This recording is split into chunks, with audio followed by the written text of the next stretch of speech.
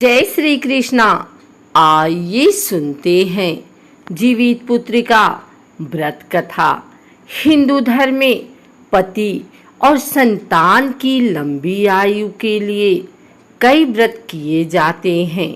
इन्हीं में से एक है जीवित पुत्रिका व्रत।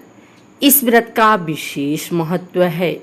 हर साल अश्विन माह के कृष्ण पक्ष की अष्टमी तिथि को जीवित पुत्रिका व्रत रखा जाता है।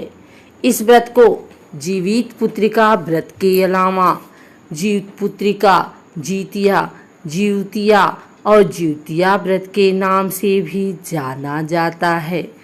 इस साल जीवित पुत्रिका व्रत 18 सितंबर 2022 को रखा जा रहा है। माताएं ये व्रत पुत्र प्राप्ति, संतान की दीर्घायु होने एवं उनके सुख समृद्धि में वृद्धि के लिए करती हैं। ऐसे में आइए सुनते हैं जीवित पुत्रिका व्रत की संपूर्ण और पावन कथा के बारे में। जीवतिया व्रत कथा को लेकर कई तरह की मान्यताएं प्रचलित है। पौराणिक मान्यता की माने तो इस पर्व का महत्व महाभारत काल से भी जुड़ा हुआ है। कहा जाता है कि महाभारत युद्ध के दौरान अश्वत्थामा अपने पिता गुरु द्रोणाचार्य की मृत्यु का बदला लेने के लिए पांडवों के शिविर में घुस गया था, जहां अश्वत्थामा ने शिविर में सो रहे 5 लोगों को पांडव समझकर मार दिया। लेकिन अश्वत्थामा ने गलती से द्रौपदी की 5 संतानों को मार दिया था। ऐसी जघन्य अपराध के बाद अर्जुन ने अश्वत्थामा को बंदी बना लिया और उसके माथे से उसकी दिव्य मणि निकाल ली। अश्वत्थामा ने अपने अपमान का बदला लेने के लिए अभिमन्यु की पत्नी उत्तरा के गर्भ में पल रहे बच्चे को मारने का प्रयास किया, जिसके लिए उसने ब्रह्मशास्त्र का आवाहन कर उसकी दिशा को उत्तरा के गर्भ की ओर मोड़ दिया। तब भगवान श्री कृष्ण ने उत्तरा की अजन्मी संतान और धनुर्धर अर्जुन के पौत्र की रक्षा की। जिस दिन ये घटना घटी उस दिन अश्विन माह के कृष्ण पक्ष की अष्टमी तिथि थी और तभी से इस दिन पर जीतिया अर्थात जीवित पुत्रिका व्रत रखा जाने का शुभारंभ हुआ। महाभारत काल से लेकर आज तक अपनी संतान की लंबी उम्र के लिए माताएं जीतिया का व्रत रखती आ रही हैं। जीतिया व्रत की कथाओं में से कहानी सबसे महत्वपूर्ण है। व्रत के दौरान महिलाएं यही कथा सुनती भी हैं। इस कथा में एक नगर के किसी वीरान जगह पर पीपल का पेड़ था। इसी पेड़ पर एक चील और पेड़ के नीचे एक सियारिन रहती थी। एक बार दोनों ने कुछ महिलाओं को जीवतिया व्रत करते देख इस व्रत को रख लिया। जिस दिन ये व्रत सभी महिलाओं द्वारा रखा जा रहा था, उसी दिन नगर में किसी की मृत्यु हो गई। जिसकी मृत्यु हुई उस व्यक्ति का शव उसी वीरान स्थान पर लाया गया जहां सियारिन और चील दोनों मौजूद थी। सियारिन शव को देखकर व्रत की बात भूल गए और उसने मांस खा लिया। वही चील ने पूरे मन से व्रत किया और अगले दिन पारण किया। व्रत के प्रभाव से दोनों ही अगले जन्म में कन्याओं के रूप में जन्मी। एक का नाम अहिरावती था तो दूसरी का कपूरावती। पूर्ण निष्ठा से व्रत संपन्न करने वाली चील जो अगले जन्म में अहिरावती बनी, उसे राज्य की राजनी बनने का सौभाग्य प्राप्त तो नहीं हुआ।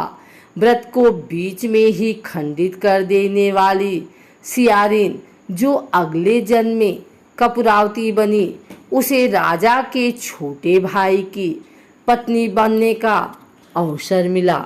अहिरावती चील ने 7 बच्चों को जन्म दिया, लेकिन कपूरावती के बच्चे जन्म लेते ही मर जाते थे। यह व्रत मध्य में तोड़ देने का दुष्प्रभाव था, जो अगले जन्म में कपूरावती भुगत रही थी। किंतु इस बात का भान भी नहीं था। बहन की फलती फूलती संतान देख कपूरावती जल भुन गई और उसने 7 बच्चों के सिर कटवाकर घड़ों में बंद कर दिए और अपनी बहन के पास भिजवा दिए। उस दिन बड़ी बहन जिउतिया का व्रत कर रही थी। भगवान जीमूतवाहन को याद करके जब उसने 7 घड़ों पर जल छिड़का तो उसके बेटे जिंदा हो गए। उधर कपूरावती इस बात को लेकर परेशान थी कि उसकी बहन के घर से रोना पीटना अब तक सुनाई क्यों नहीं दिया। ऐसे में असलियत जानने वो खुद ही बहन के घर चली गई, लेकिन उसके 7 बेटों को जिंदा देखकर वह सन्न रह गई। इसी दौरान भगवान जीमूतवाहन भी वहां प्रकट हुए और उन्होंने दोनों बहनों को पूर्वजन्म की कथा सुनाई। कथा सुनने के बाद कपूरावती को बहुत पश्चाताप हुआ और दुख में अपनी जान गंवा बैठी।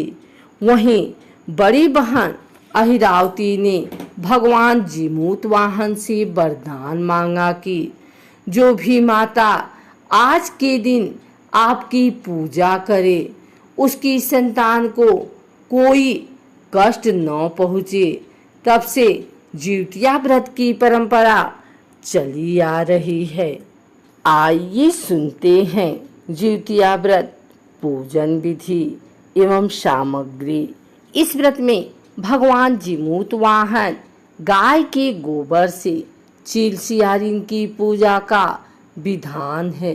जीवित पुत्रिका व्रत में खड़े अक्षत, पेड़ा, दुर्वा की माला, पान, लौंग, इलायची, पूजा की सुपारी, श्रृंगार का सामान, सिंदूर, पुष्प, गांठ का धागा, कुशा से बनी जीमूतवाहन की मूर्ति, धूप दीप, मिठाई, फल, बांस के पत्ते, सरसों का तेल, खली गाय का गोबर पूजा में जरूरी है।